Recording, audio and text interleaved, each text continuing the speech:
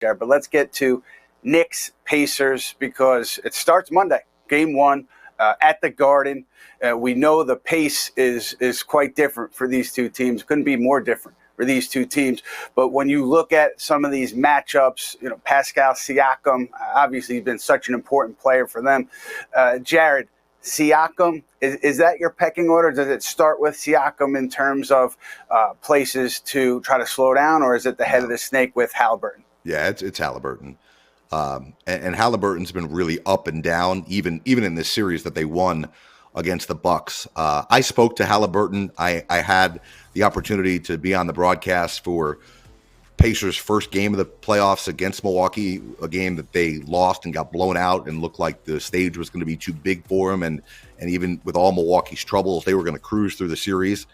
And I talked to Haliburton about that hamstring injury that he suffered just before the All-Star break that cost him some time, and he clearly came back too soon. He said the hamstring is not an issue at all.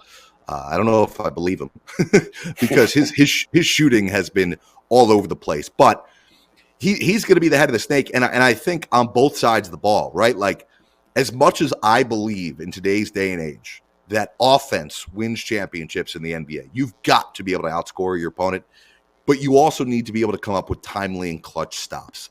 This defensive team, this Pacers team on the defensive side of the ball, particularly starting with Haliburton at the top of the key with whoever he's guarding, is going to be targeted, right? The Knicks have to slow down Haliburton. They cannot let him get a good feel offensively, but then you have to make him work on defense, and I think that's going to be a big key. Listen, Siakam is going to be important, as I mentioned, the deep rotation of bigs that they have. Like, they feel in Indiana that they have the fastest front line in basketball, right? With the potential to put Obi Toppin out there, as Knick fans know.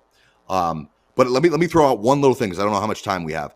The intriguing matchup with Siakam is going to be how much time we see OG guarding him, because those two obviously played together in Toronto. While OG was hurt, he still got a championship ring with those two. But I'll tell you, that's going to be fascinating for me to watch those two, because OG, he's a craftsman, man. He just gets it. And I would imagine he knows some stuff about Siakam that we're going to see come out at different times in this series.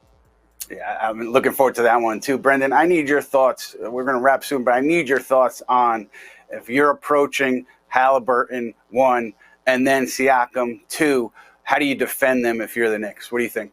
All right, let's go through a couple of really quick family tree things. Jared just brought one up. OG will be on Siakam. Siakam does his damage in the flow. He runs down the floor. He gets a guard or a wing on him, and then he goes crazy in ISO and early post-up. So OG and Siakam potentially guarding each other, and they were teammates, and now they're on different teams. Wild. How about who coached Jalen Brunson at the beginning of his career? Could that have been Rick Carlisle? Does he know Jalen Brunson pretty well? Okay, we'll just leave that one at that. But when you get to the matchups and how do you guard Indiana? How do you guard the pace as a 5-man team? Now you get into individual matchups. I think you can go DiVincenzo or Hart on Haliburton, depending on how you want to look at it. Right now, Haliburton is not making threes. Can you go under and pick and rolls? Whatever. They have a good matchup on him. OG is a good matchup for Siakam. He knows him upside down.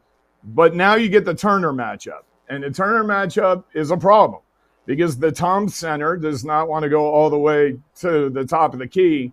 You say, well, just play off him. Let him shoot. He's coming off a ridiculously good series as an offensive player.